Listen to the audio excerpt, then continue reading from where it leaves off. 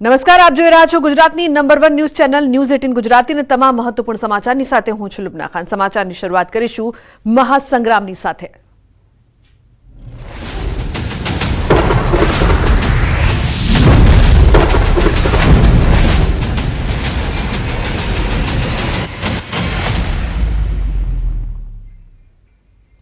મહત્વપૂર્ણ સમાચાર। સાબરકાંઠા ભાજપમાં વિવાદ હજુ પણ યથાવત છે। જિલ્લા ભાજપના હોદ્દેદારોને ગાંધીનગરનું તેડું। હોદ્દેદારો આજે સીએમ ભૂપેન્દ્ર પટેલ સાથે મુલાકાત કરશે। સાબરકાંઠા અરવલ્લી જિલ્લા ભાજપના નેતાઓ કરશે રજૂઆત। ગઈકાલે ભાજપ ઉમેદવારને લઈને થઈ રહેલા વિરોધને ડામવા ગૃહરાજ્યમંત્રી હર્ષ સંઘવીએ પણ હિંમતનગરમાં બેઠકો કરી હતી, જેમાં સાબરકાંઠા અને અરવલ્લીના ધારાસભ્યો, સંગઠનના નેતાઓ અને નારાજ કાર્યકર્તાઓ સાથે ચર્ચા કરવામાં આવી હતી, જેમાં ઉમેદવાર શોભનાબેન બારૈયા અને અગાઉ જાહેર કરેલા ઉમેદવાર ભીખાજી ઠાકોર પણ હાજર રહ્યા।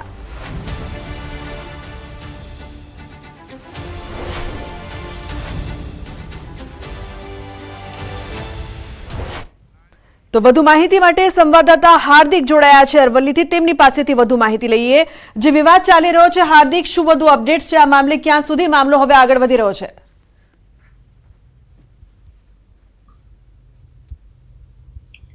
લુબના, ચોક્કસથી જે પ્રકારે સાબરકાંઠા લોકસભા બેઠક ઉપર જે વિવાદ ચાલ્યો છે, ખાસ કરીને પ્રથમ જે ભીખાજી ઠાકોરને ઉમેદવાર જાહેર કરવામાં આવ્યા, ત્યારબાદ વિવાદ થયો, ઉમેદવાર બદલવામાં આવ્યા, નવીન ઉમેદવાર જાહેર કરવામાં આવ્યા, તેમાં પણ ફરીથી વિરોધ જોવા મળી રહ્યો છે। અને વિરોધ એ હદે વળગ્યો કે જે હર્ષ સંઘવી છે ગૃહપ્રધાન, તેઓ હિંમતનગર ખાતે દોડી આવ્યા હતા અને તેમને લગભગ તમામ જે હોદ્દેદારો છે બંને જિલ્લાના, તેમની સાથે બેઠક કરી હતી, સેન્સ પ્રક્રિયા કરી હતી। સાથે જ તમામ જે 18 જેટલા જે હોદ્દેદારો છે તેમના નિવેદન લેવામાં આવ્યા હતા અને તમામ નિવેદન લઈ અને ગાંધીનગર સુધી પહોંચાડવામાં આવ્યા છે। તમામ જે વિરોધ છે, વિરોધના વંટોળ વચ્ચે આજે ગાંધીનગર ખાતે સીએમ ભૂપેન્દ્રભાઈ પટેલ સાથે આજે જે બેઠક યોજવામાં આવી છે, જે તેડું આવ્યું છે અને ત્યાં જે હોદ્દેદારો પહોંચી ચૂક્યા છે, ખાસ કરીને અરવલ્લી અને સાબરકાંઠાના તાલુકા પ્રમુખો, જિલ્લા પ્રમુખ, મહામંત્રી સહિતના તમામ જે લોકો છે તે ગાંધીનગર પહોંચી ચૂક્યા છે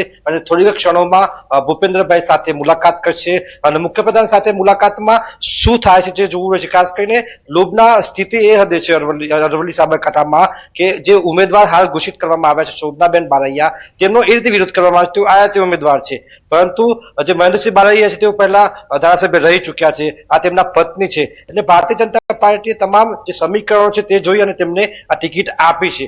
તેવા સંજોગોમાં હવે ઉમેદવાર બદલાય છે કે નથી બદલાતા, તમામ વિકલ્પો હાલ ખુલ્લા છે, કારણ કે જે પ્રકારે તેઓ ગામડે ગામડે જઈ આગેવાનો સાથે બેઠક કરી રહ્યા છે હાલના જે ઉમેદવાર છે। તેવા સંજોગોમાં હાલ જે વાત કરીએ તો હર્ષ સંઘવીની, તો હર્ષ સંઘવીએ 1-to-1 બેઠક કરી હતી તમામ તાલુકાના જે પ્રમુખો, જિલ્લા પ્રમુખ સાથે, ધારાસભ્યો સાથે 1-to-1 બેઠકમાં જાણ્યું હતું કે સ્થિતિ, જમીનની વાસ્તવિકતા, વિરોધ કેવો છે અને એ વિરોધની જે બાબત છે તેને નોંધ કરી તેમને ગાંધીનગર સુધી પહોંચાડે છે અને આજ રોજ આ તમામ જે બાબતો છે એ બાબતોની ચર્ચા મુખ્યપ્રધાન કરશે કે વિરોધને કેવી રીતે રોકી શકાય, શમી શકાય, જે ભીખાજી ઠાકોર છે તેમને સમજાવી શકાય, અથવા તો ઉમેદવાર નવા ઘોષિત કરવામાં આવે, કોઈ ત્રીજો ઉમેદવાર આવે છે। આ તમામ 3 જેટલા વિકલ્પો છે કે હાલના જે ઉમેદવાર છે યથાવત રહી શકે અથવા ભીખાજી આવી શકે ત્રીજા ઉમેદવાર આવી શકે। 3 જે વિકલ્પો છે, તમામ વિકલ્પો ખુલ્લા છે, કારણ કે લગભગ જે સૂત્રો દ્વારા માહિતી મળી રહી છે તેમાં ક્યાંક ને ક્યાંક ભારતીય જનતા પાર્ટીના જે લોકો છે તેમને પોતાની જવાબદારી પાછી ખેંચી લીધા સૂત્રો કહી રહ્યા છે, કારણ કે જે વિરોધ છે બૂથ સુધી પહોંચવામાં પણ મુશ્કેલી નડે તેવી સ્થિતિનું નિર્માણ થયું હોવાની બાબતો સૂત્રો જણાવી રહ્યા છે લોબના, અને ખૂબ ગંભીર મેટર કહી શકાય, ગંભીર મામલો કહી શકાય સાબરકાંઠા લોકસભા માટે। કારણ કે બીજી તરફ કોંગ્રેસના જે તુષાર ચૌધરી છે તેમાં ક્યાંક ને ક્યાંક ખુશી છે કે ભાજપનો વિરોધ તેમને કામ લાગી જશે, પરંતુ સ્થિતિ આ ન બને તેના માટે જ હવે ખુદ મુખ્યપ્રધાન મેદાનમાં આવ્યા છે અને તમામ હોદ્દેદારોને સમજાવવાનો પ્રયાસ કરી રહ્યા છે। લુબના, બિલકુલ હાર્દિક, એક મહત્વનો પ્રશ્ન એ પણ છે કે આટલા બધા વિકલ્પો આપવા પડી રહ્યા છે। CR પાટીલ પહેલા આવ્યા, હર્ષ સંઘવી પણ સમજાવી રહ્યા છે અને હવે મુખ્યપ્રધાન પણ આવી રહ્યા છે સમજાવવા માટે। મુદ્દો શું ફક્ત આયાતી ઉમેદવારનો છે કે પછી ભીખાજી ઠાકોરનો?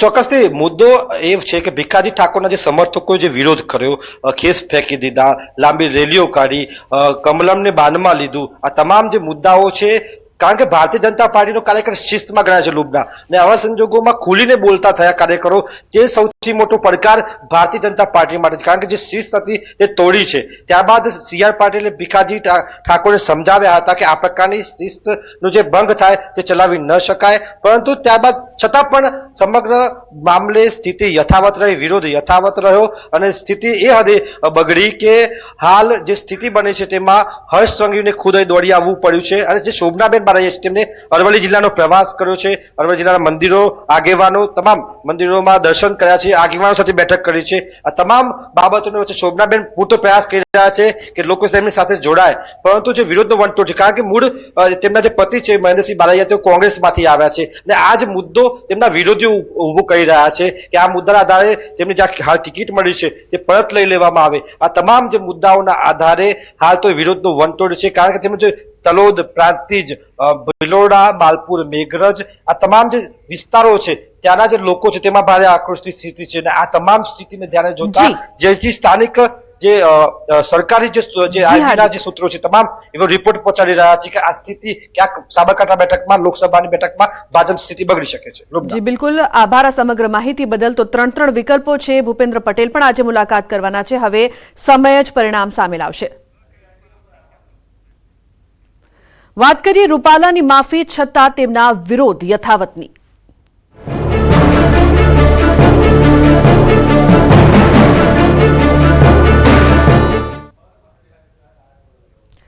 તો રૂપાલાની જાહેરમાં માફી છતાં ક્ષત્રિય સમાજનો વિરોધ યથાવત. રૂપાલાની માફી બાદ પણ ક્ષત્રિય સમાજ લડી લેવાના મૂડમાં. રાજ્યના અલગ અલગ ભાગોમાં આજે પણ થશે દેખાવો. ગાંધીનગરમાં રેલી યોજીને આગેવાનો આપશે આવેદનપત્ર. ગાંધીનગર કલેક્ટરને આવેદનપત્ર અપાશે.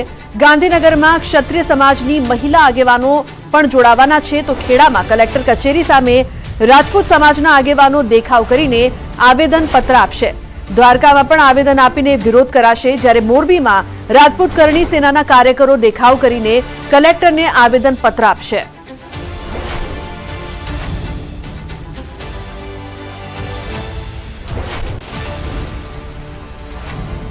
તો રૂપાલાની જાહેરમાં માફી વિરોધ હજુ પણ યથાવત છે. વડોદરામાં ક્ષત્રિય સમાજના આગેવાનો પણ એકઠા થયા છે. 2 દિવસમાં ટિકિટ રદ કરવાનું અલ્ટિમેટમ આપ્યું. ઇરાદાપૂર્વક કૃત્યને માફ ન કરાય, ક્ષત્રિય આગેવાનો આ વાત કરી રહ્યા છે.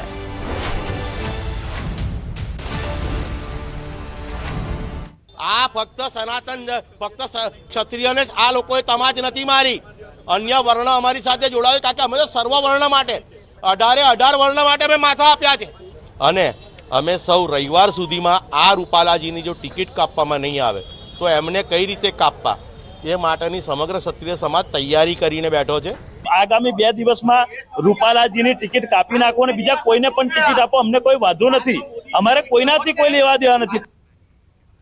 અને મહત્વપૂર્ણ સમાચાર મહીસાગરથી. મહીસાગર જિલ્લામાં શિક્ષકે કર્યો આચાર સંહિતાનો ભંગ. કડાણા તાલુકાના જીજવા ગામના શિક્ષકે આચાર સંહિતાની કરી એસી તેસી.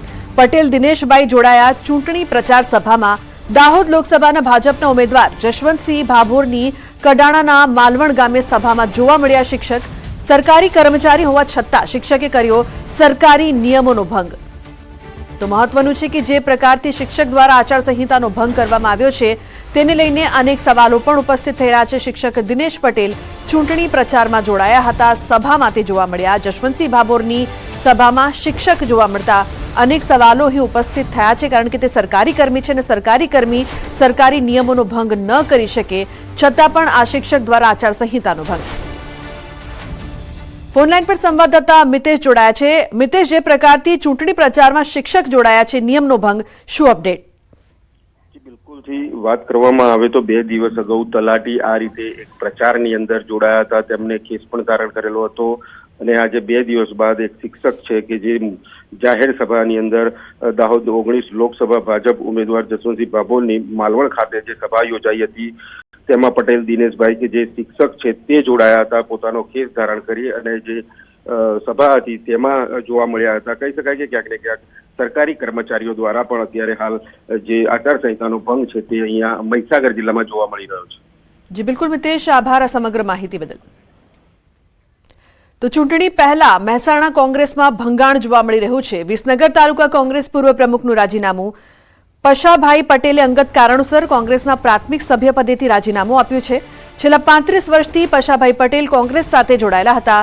પશાભાઈ પટેલ દ્વારા રાજીનામું આપતા વિસનગર કોંગ્રેસમાં હલચલ. અનામત આંદોલન વખતે તાલુકા પંચાયતમાં કોંગ્રેસને ટકાવી રાખવા મહત્વનો રોલ રહ્યો હતો.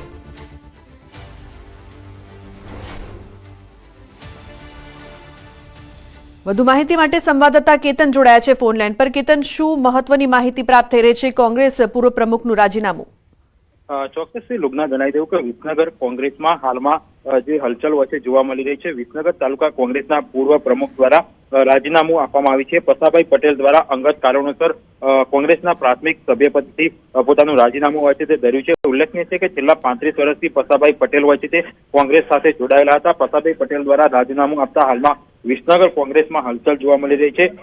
અનામત આંદોલન વખતે તાલુકા પંચાયતમાં કોંગ્રેસને ટકાવી રાખવા માટે જે પશાભાઈ પટેલનો હોય છે મહત્વનો રોલ પણ રહ્યો હતો. જી બિલકુલ કેતન, આભાર સમગ્ર માહિતી બદલ. અને મહત્વપૂર્ણ સમાચારની વાત કરીએ તો આણંદના કરમસદને વિશેષ દરજ્જાની પુનઃ માંગ ઉઠી છે. ચૂંટણી પહેલા ફરી વિશેષ દરજ્જાની માંગ ઉઠી છે. રાજકીય પક્ષોની મુશ્કેલી વધી રહી છે. કરમસદને વિશેષ દરજ્જાની માંગ 7 વર્ષ પહેલા પણ ઉઠી હતી. કરમસદના સરદાર પ્રેમીઓ 7 વર્ષથી વિશેષ દરજ્જાની માંગ સાથે આંદોલન ચલાવી રહ્યા છે. અગાઉ સ્થાનિકોએ ઉપવાસ આંદોલન પણ છેડ્યું હતું. આંદોલન સમયે સરકારના પ્રતિનિધિ તરીકે જીતુ વાઘાણીએ હૈયા ધરપત આપતા આંદોલન સમેટાયું હતું. 30 એપ્રિલે વિશેષ દરજ્જાની માંગ સાથે આંદોલનને 7 વર્ષ પૂર્ણ થશે. ચૂંટણી પહેલા સરદાર પ્રેમીઓએ આંદોલનની ચીમકી ઉચ્ચારી. આંદોલનની ચીમકીને લઈને રાજકીય પક્ષોની મુશ્કેલી વધી શકે છે. તો 7 વર્ષ પહેલા પણ આ માંગ કરવામાં આવી હતી. અગાઉ સ્થાનિકોએ ઉપવાસ આંદોલન પણ છેડ્યું હતું. હવે ફરીથી આ આંદોલન છે તે જોવા મળી રહ્યું છે. 30 એપ્રિલે આંદોલનને 7 વર્ષ પૂર્ણ થશે અને ચૂંટણી છે ત્યારે તમામ જે લોકો છે તે ફરી માંગ કરી રહ્યા છે કે કરમસદને વિશેષ દરજ્જો આપવામાં આવે.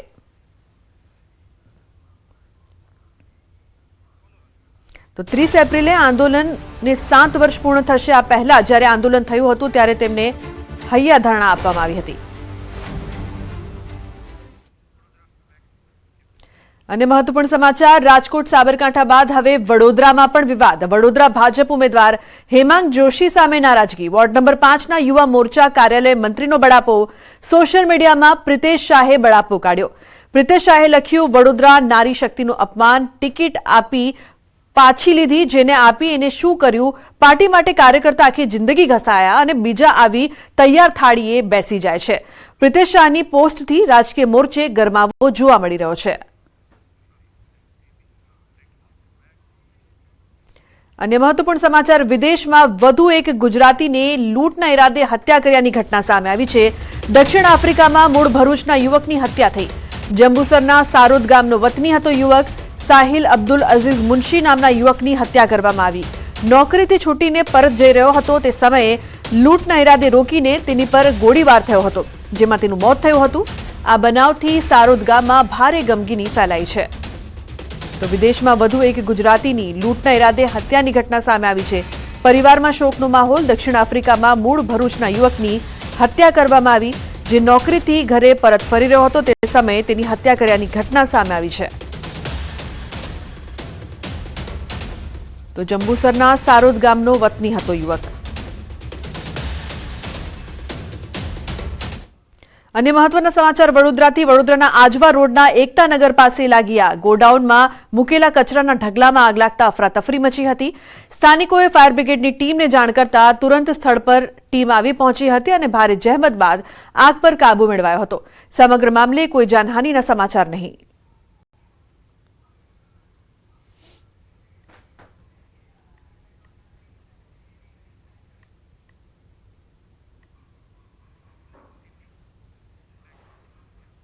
વડોદરામાં ચોરીની શંકાએ વૃદ્ધને માર મરાયો. માંજલપુર તુલસીધામ 4 રસ્તા પાસે ગઈકાલે સાંજનો બનાવ. 2 યુવકોએ વૃદ્ધને પાઇપથી ફટકા માર્યા. વૃદ્ધ છોડી દેવા આજીજી કરતા રહ્યા છતાં બેરહેમીપૂર્વક માર મારવામાં આવ્યો. ભેગા થયેલા ટોળાએ વૃદ્ધને બચાવવાના બદલે તમાશો જોતા રહ્યા.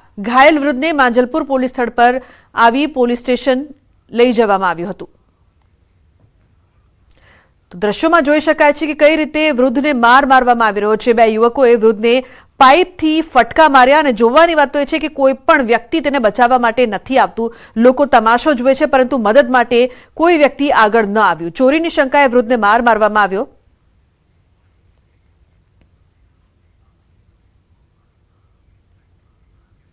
હિમાચલ પ્રદેશના મનાલી આસપાસના વિસ્તારોમાં ભારે હિમવર્ષા થઈ રહી છે, જેમાં મનાલીના અટલ ટનલ, રોહતાંગ સહિત આસપાસના ક્ષેત્રમાં ભારે હિમવર્ષા થઈ રહી છે, જેના કારણે હાલમાં અટલ ટનલ રોહતાંગને વાહન વ્યવહાર માટે બંધ કરાઈ છે. અટલ ટનલ રોહતાંગમાં અત્યાર સુધીમાં 4 ઇંચ જેટલી હિમવર્ષા થઈ છે.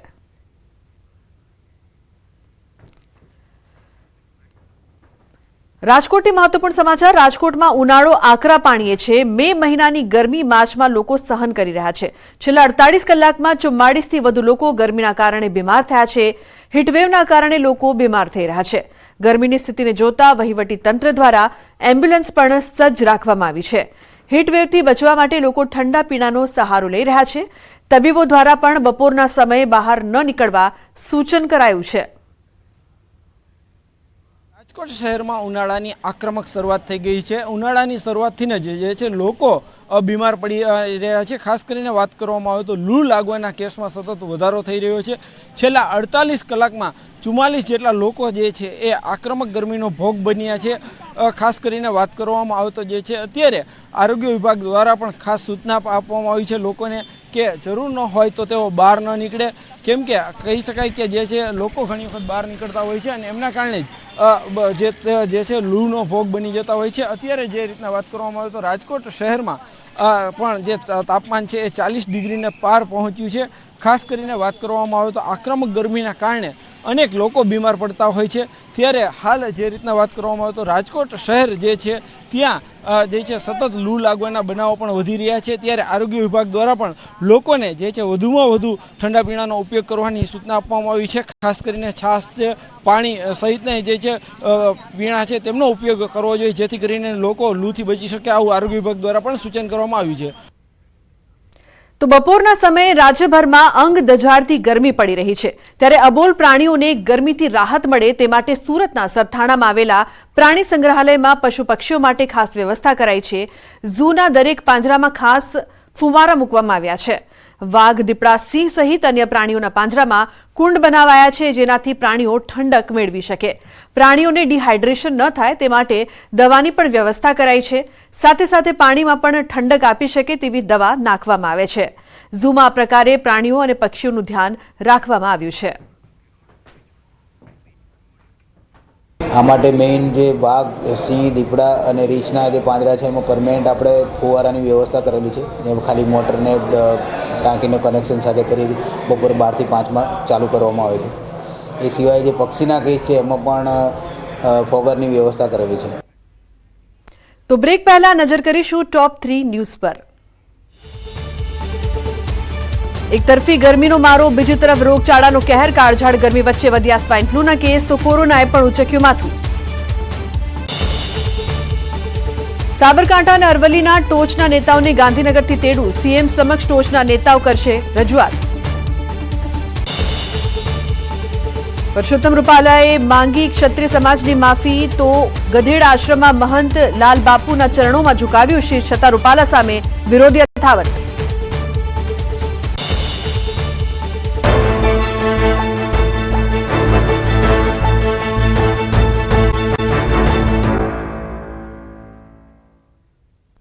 Welcome back. અન્ય સમાચાર મહેસાણાથી. મહેસાણાના કુકરવાડામાં બેનરો લગાવવામાં આવ્યા છે. અપૂરતી બસ વ્યવસ્થાને લઈને લોકો પરેશાન. અનેક વખત રજૂઆત કરી હોવા છતાં વ્યવસ્થા ન કરાતા રોષ. બસ નહીં તો વોટ નહીંના બેનર લાગ્યા. 25 ગામોમાંથી લોકો ખરીદી કરવા માટે આવતા તથા મોટું એપીએમસી હોવાથી લોકોની અવરજવર છે. અપૂરતી બસ વ્યવસ્થાને લઈને લોકો પરેશાન હોવાની રજૂઆત કરવામાં આવી છે. માંગણી નહીં સંતોષાય તો ચૂંટણી બહિષ્કારની પણ ચીમકી ઉચ્ચારવામાં આવી છે.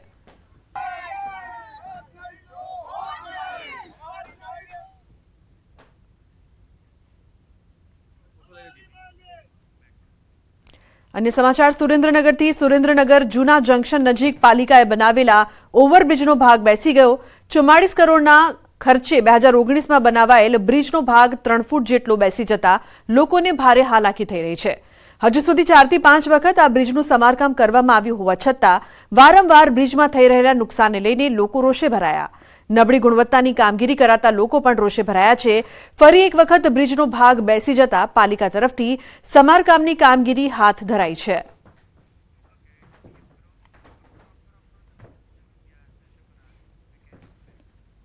તો પોરબંદર ભાજપના ઉમેદવાર મનસુખ માંડવિયાએ ક્રિકેટરના અંદાજમાં જોવા મળ્યા.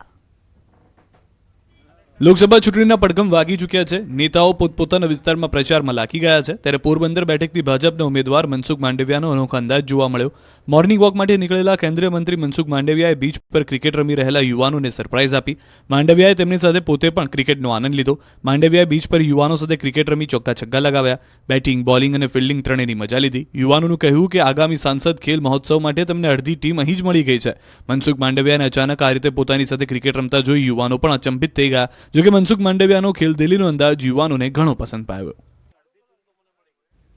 ટાપુ પર મતદાન. 40 મતદારો માટે ચૂંટણી પંચે તૈયાર કર્યું છે ટાપુ પર મતદાન કેન્દ્ર. આપણે પહેલા પણ જોયું છે કે એક મતદાર માટે પણ ચૂંટણી પંચે એક બૂથ બનાવ્યું હતું. કંઈક આવો જ અભિગમ જોવા મળ્યો છે દ્વારકાના અજાડ ટાપુ પર. એક પણ મતદાર મતદાનથી વંચિત ન રહે તેવા અભિગમ સાથે જિલ્લાનું ચૂંટણી પંચ સજ્જ છે. અજાડ ટાપુ સહિતના દુર્ગમ સ્થળ પર વિશિષ્ટ મતદાન મથક તૈયાર કરવા ટીમ સખત મહેનત કરી રહી છે. દરિયા કિનારાથી 10 કિલોમીટર દૂર આવેલા આ વિસ્તારમાં માત્ર 40 મતદારો માટે તંબુમાં મતદાન મથક તૈયાર કરવામાં આવે છે, જેથી એક પણ મતદાર મતદાનના મૂળભૂત અધિકારથી વંચિત ન રહે. આ ટાપુ પર પરિવહનનો એકમાત્ર વિકલ્પ બોટ છે. અજાડ ટાપુ પર પહોંચવા માટે ચૂંટણી સ્ટાફ મોટા આસોટાથી 13 કિલોમીટરનો રસ્તો કાપી ગડુ વિસ્તારમાં પહોંચે છે, જ્યાંથી બોટની મદદથી ટાપુ પર પહોંચાય છે. સ્ટાફ પોતાની સાથે મતદાન મશીનો સાથે તમામ જરૂરી સામગ્રી લઈને જાય છે. ટાપુ પર ટેન્ટ લગાવી તેનો મતદાન મથક તરીકે ઉપયોગ થાય છે, જ્યાં તમામ સુવિધાઓ પૂરી પાડવામાં આવે છે. સૂતા સૂતા બાઇક ચલાવી આ ભાઈને ભારે પડી ગઈ. વિડીયો વાયરલ થતાં જ સ્ટંટબાજ આવી ગયો પોલીસના સકંજામાં. નિમાણોથી બેઠેલો આ યુવક મહાસ્ટંટબાજ છે. આ યુવક રસ્તા પર અવનવા સ્ટંટ કરવામાં માહિર છે. લોકોને જીવ જોખમમાં મૂકી આ સ્ટંટબાજે સૂતા સૂતા બાઇક ચલાવી, જેનો વિડીયો વાયરલ થયો. આ વિડીયો જામનગરના ઠેબા લાલપુર બાયપાસ રોડ પરનો હોવાનું અનુમાન છે. જીવના જોખમે બાઇક ચલાવી રહેલા યુવકનો આ વિડીયો સામે આવતા અનેક સવાલો પણ ઊભા થયા. બેલગામ થયેલા સ્ટંટબાજોના કારણે કોઈ અકસ્માત સર્જાયો તો જવાબદાર કોણ રહેશે તેવા સવાલો પણ ઊભા થયા. જોકે વિડીયો વાયરલ થતા મહાશય પોલીસની ચપેટમાં આવી ગયો. પોલીસે વિડીયો વાયરલ થતા બાઇક ચાલક વિરુદ્ધ ગુનો નોંધી ધરપકડ કરી. પોલીસે બાઇક ચાલક જાવીદ ચમડિયાને ઝડપી પાડી બાઇક કબજે કર્યું.